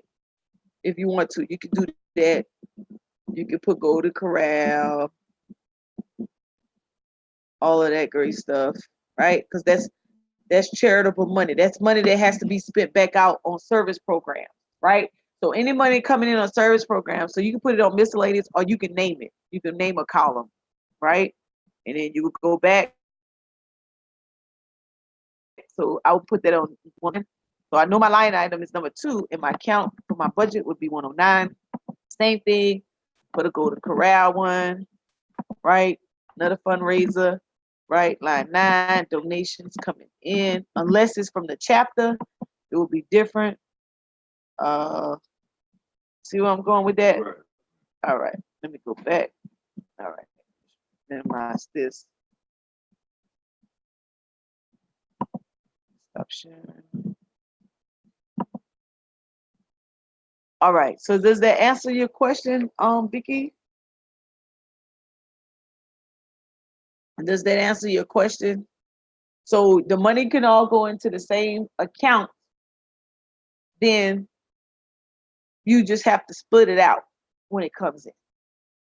And you can put the account number on your voucher too if you want to, right? You can put the schedule number on the voucher. You can put the account number on the voucher if that makes it easy for you. You just need to make sure charitable, anything charitable means somebody donated money into you, whether it's a chapter, a person, it's fundraisers, that money gets used on service programs. I want to reiterate something I said earlier, is that you got to make sure that you spend 3 times, and that letter went out 3 times the expenses of the prior year accounting period. So if you have more than that in your account, if you have 10,000 minus 10,000 or more minus the per capita, meaning the money came in from national, if it goes over, let's say you got $20,000 in your account minus 5,000 from nationals, right? If that amount you have left over is still over $10,000, your report has to go to national. If that amount is 3 times the amount you had last year expenses, then you have to spend that. We will send you a service plan memorandum saying you have to come up with a service plan idea on how you're going to spend that money, and it has to get spent in a timely manner in a sufficient time, and it also goes to national, right?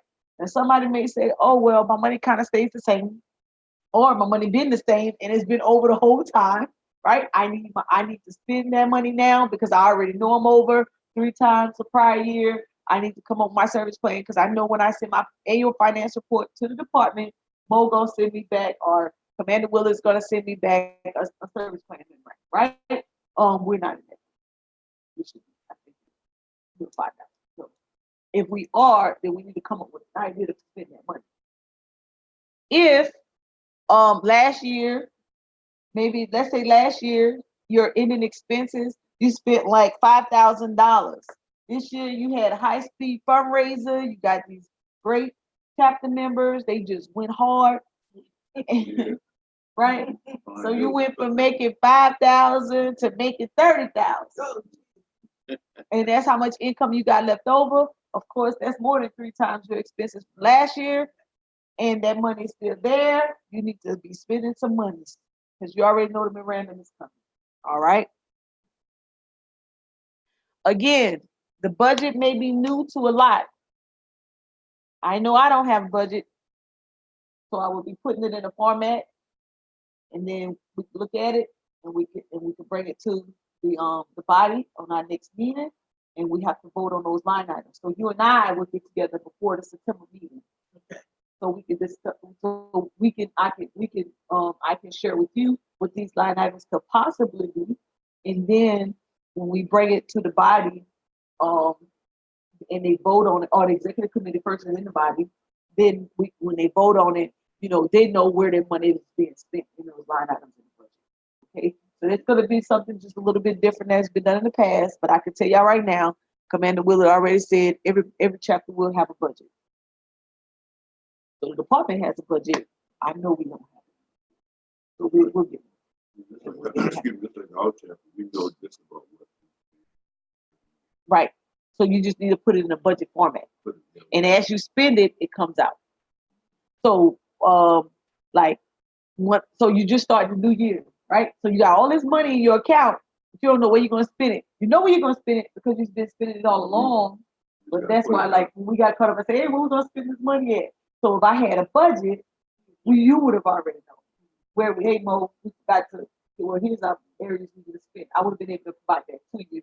And we would have been able to tell the body, we need to vote on these line items, whether we're going to spend in the same places. Right. But we would have had, and we would have been able to do, right? And so that's where we are. So now you don't have to figure out or try to go and spend out money because you would already have your budget. You know, hey, Commander, I still got 10,000. We haven't even touched it yet.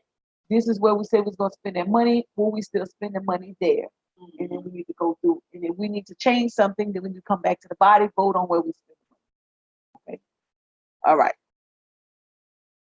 Again, you got what I kind of do is I pull out my schedule, the sample schedules throughout the year, and I also have my previous budget. And I just go when I get the transactions, I look to see where they go, and I put it in there. I don't memorize this stuff. Tell you guys off the bat, I do not memorize this stuff. I put it up when I need it. I go through it. I look to see where things go. I put it there, and I go back through it, and I let somebody else look at it. The commander look at it. We discuss if something looks out of whack. You say, "Hey, why did you put this here? Let me see the paperwork on that." We go through it. If it's sufficient, we go it on by our merry way. If it's not, we have a conversation. Where does it need to go? Is it something that needs to change? All that great stuff. In the chapters, you guys probably have less transactions than I have at the department, so it may be a little bit easier for you. So, for example, we would do a Forgive Me Not fundraiser. Go to Corral fundraiser in chapter 4. We never did a Walmart fundraiser. However, new commander comes in, we get a Walmart fundraiser. So what I have to do, add a new line item that says Walmart fundraiser. So I can separate them out so I can know where the fundraiser money comes from. Make sense? Right. So if I added the Walmart fundraiser automatically into miscellaneous, you would be looking and say, hey, I know I deposited some money for a Walmart fundraiser. Where's that on the report? So to make it easier for me, you, and the audit committee, I just add a new line item, add it on there as Walmart fundraiser, and then boom, we go. Somebody keep doing. Or maybe Commander with it. Yep. All right.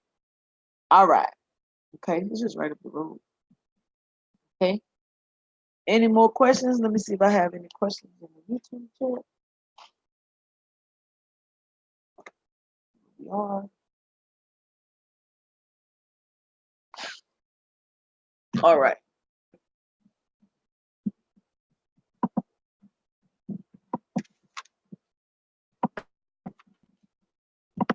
All right, so this time what I'm gonna do is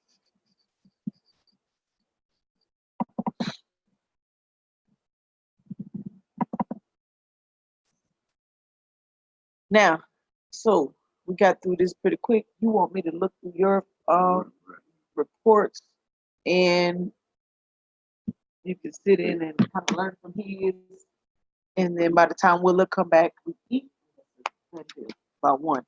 All right. Boy, I don't know if he left yet or he's just coming back or he's moving out. All right, so you all, if you don't have any, let me make sure she don't have no questions.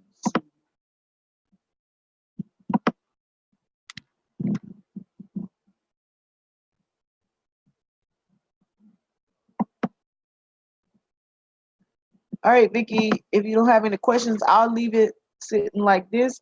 But we're getting ready to do some manual training in-house because someone has their finances here, and I want to make sure that they're squared away. So if you don't have any questions for me at this time, this is like your second one. I know we're going to get together. Just send me an email on which Tuesday or Thursday that you would like to get together. And we can do it like we're doing right here because as you can see, you can share your screen on the webinar and I can see you, you can see me, and I can go through it with you on the screen and you won't have to travel. But if you would like to travel, that's fine as well. On a Tuesday and Thursday, just let me know. Okay. Everybody else out there, thank you for participating. But once I go through the finances with this particular chapter, that will conclude the training. If you guys need any additional training, then I'll schedule something additional in August after we come back from nationals on a Tuesday and Thursday, and we can get it in at that time. But in the meantime, in between time, thank you guys for participating. Again, this is Monica Lamb, Department Treasurer, and I'll see you all either in nationals or at the next DEC. Peace and love.